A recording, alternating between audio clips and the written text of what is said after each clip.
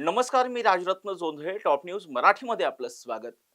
महाराष्ट्र विधानसभेच्या निवडणुकीसाठी अजून 3 वर्ष शिल्लक आहेत.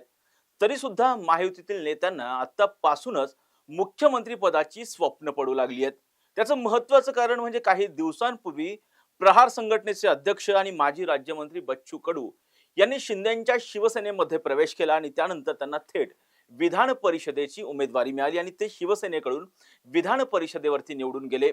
ज्यावेळी त्यांचा पक्षप्रवेश होत होता त्यावेळेस थेटपणे बच्चू कडू असं म्हणालेले आहेत की 2029 मध्ये एकनाथ शिंदेंना आम्हाला मुख्यमंत्री करायचंय. तर दुसऱ्या बाजूला अजित पवार यांचे पुत्र आणि सुनेत्रा पवार यांचे पुत्र जय पवार यांनी आज बारामतीमध्ये जनता दरबार घेतला आणि त्या ठिकाणी बोलताना त्यांनी असं सांगितलं की 2029 मध्ये आम्हाला सुनेत्रा पवार यांना मुख्यमंत्री करायचंय. त्याचं महत्वाचं कारण म्हणजे बारामतीकरांची इच्छा होती की एकदा तरी अजितदादांनी मुख्यमंत्री व्हावं.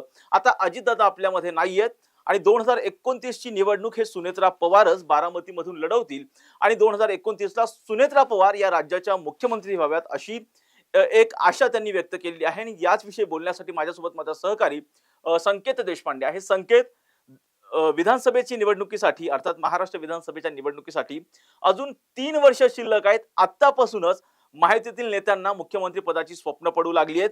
काही दिवसांपूर्वी जर पाहिलं तर बच्चू कडू यांनी केलेलं एकनाथ शिंदे यांच्या बाबतीतलं विधान आणि आज जय पवार यांनी सुनेत्रा पवार यांच्या बाबतीमध्ये केलेलं विधान, कसं बघतोय या सगळ्या घटनांकडे?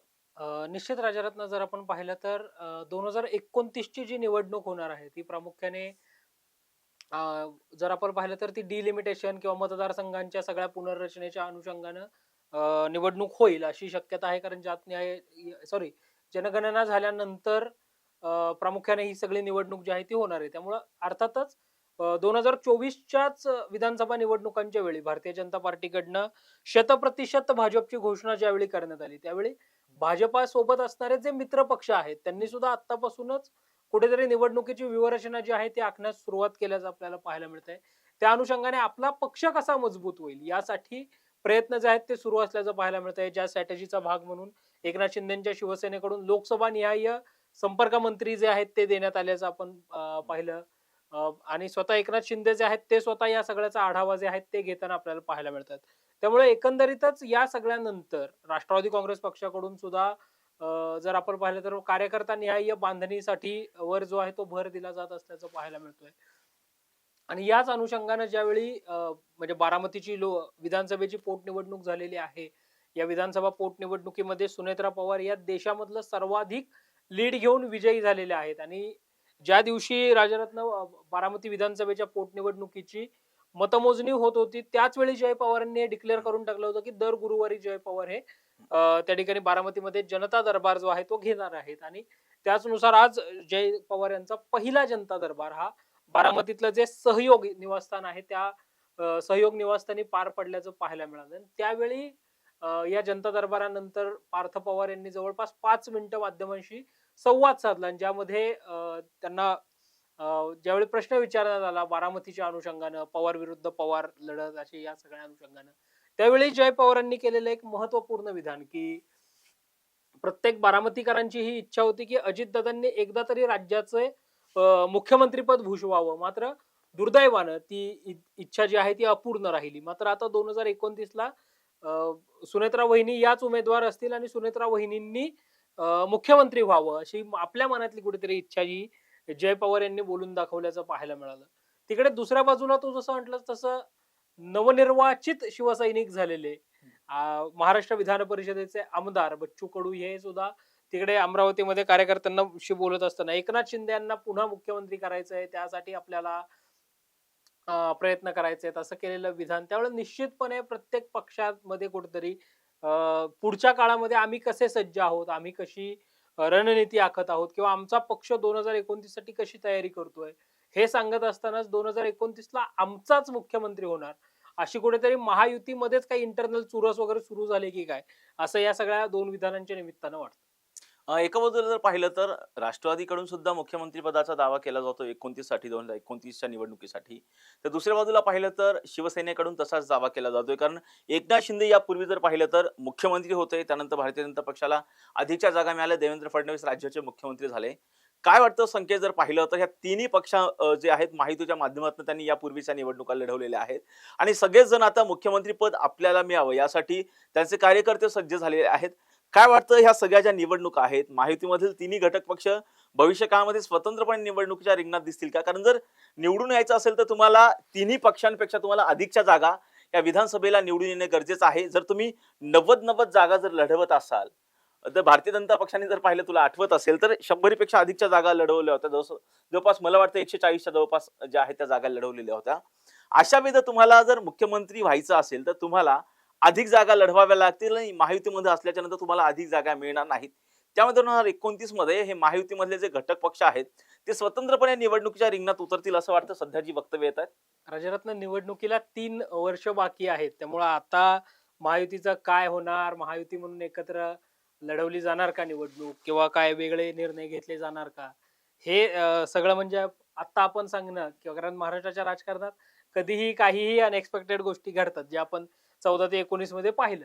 मात्र आता तिन्ही पक्षांची तयारी पाहता, आणि खास करून प्रामुख्याने भारतीय जनता पक्षाची राजरत्न तयारी पाहता महाराष्ट्रातली, म्हणजे भारतीय जनता पार्टी कुठेतरी एक एक डॉट जे अपूर्ण राहिले होते ते सगळे जोडत चालल्याचं पाहायला मिळतंय. म्हणजे उद्या जर आम्ही स्वबळावर लढलो तर आमच्याकडे तेवढ्या सक्षमतेचा उमेदवार असेल का?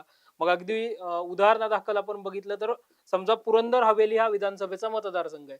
ज्या पुरंदर हवेलीमध्ये एकनाथ शिंदेच्या शिवसेनेचे विजय शिवतारे हे आमदार आहेत. मग जर उद्या निवडणूक बिनविरोध निवडणूक विरोधात लढायचं ठरलं, तर मग भारतीय जनता पार्टीकडे त्या विजय बापू शिवतारेंना टफ देईल असा कोणता उमेदवार आहे का? तर मग त्यांनी काँग्रेसमधनं संजय जगतापांचा आपल्याकडे पक्षप्रवेश जो आहे तो करून घेतल्याचं पाहायला मिळालं. किंवा अगदी इकडे थोडंसं वरती, पुरंदर पासून थोडंसं वरती गेलो, भोर तालुक्यामध्ये आपण गेलो, भोर, राजगड, मुळशीमध्ये, जिथे अजितदादांच्या राष्ट्रवादीचे शंकर मांडेकर आमदार आहेत, त्यांच्या विरोधामध्ये पुन्हा संग्राम थोपटे हे निवडणूक लढवतील का, जर निवडणूक युती तुटल्या गेल्याच तर?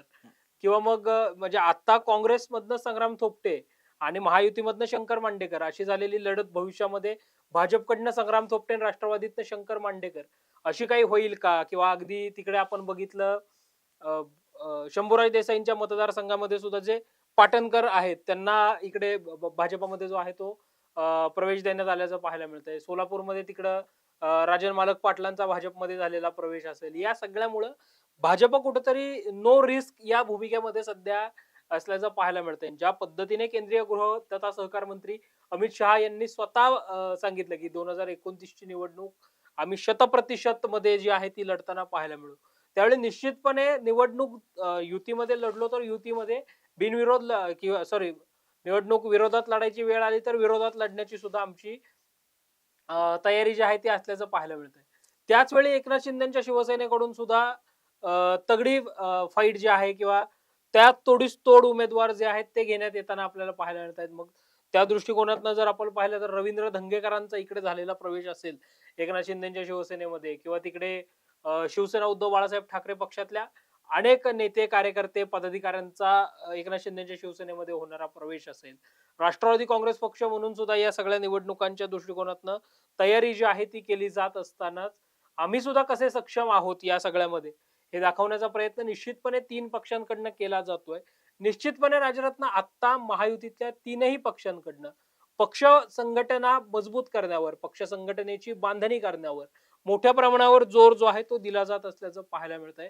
त्यामुळे भविष्यात जर आम्ही विरोधात लढलो तरी सुद्धा आमच्याकडे पर्याय आहेत हे दाखवण्याचा प्रयत्न या सगळ्याच्या निमित्तानं होताना आपल्याला पाहायला मिळेल. आणि आता जी राज्यसभेची एक जागा रिक्त जी होणार आहे राजरत्न, काल सुनेत्रा पवार यांनी राजीनामा दिल्यामुळे त्यांची टर्म ही टेक्निकली 2028 पर्यंतची, त्यामुळं पुढच्या दृष्टिकोनातनच हा सगळा उमेदवार राज्यसभेवर सुद्धा राष्ट्रवादी काँग्रेस पार्टी पाठवताना आपल्याला पाहायला मिळेल. संकेत, हे अजय पवार यांनी जे केलेलं विधान आहे त्यावरती रोहित पवार सुद्धा बोलताना म्हणालेले आहेत की भाजप असताना हा भाजपचाच मुख्यमंत्री असेल, भाजप इतर कोणाचाही मुख्यमंत्री होऊ देणार नाही. जर तुम्हाला मुख्यमंत्री व्हायचं असेल तर तुम्हाला भाजपला विरोध करावा लागेल, असं रोहित पवार म्हणालेले आहेत.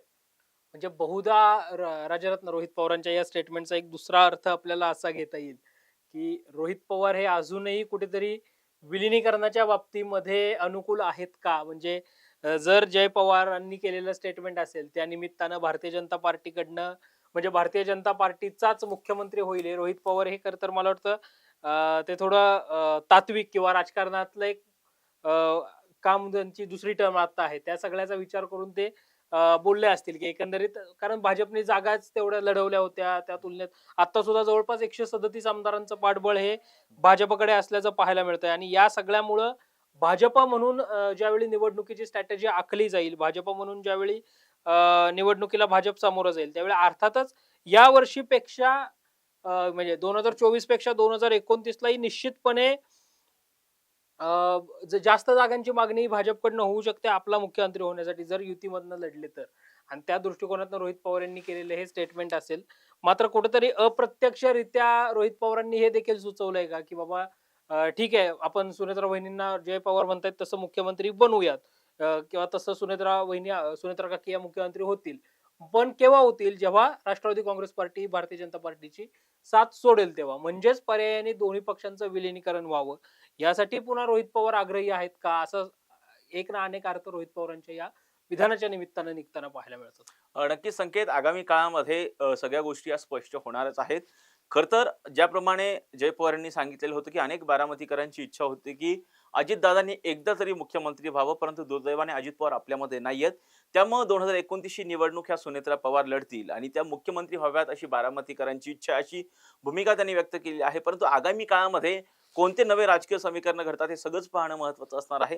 या प्रत्येक घटनांची अपडेट टॉप न्यूज मराठीच्या माध्यमातून आम्ही तुमच्यापर्यंत पोहोचवणारच आहोत. यासाठीच तुम्ही पाहत राहा टॉप न्यूज मराठी, आपला महाराष्ट्र, आपली बातमी.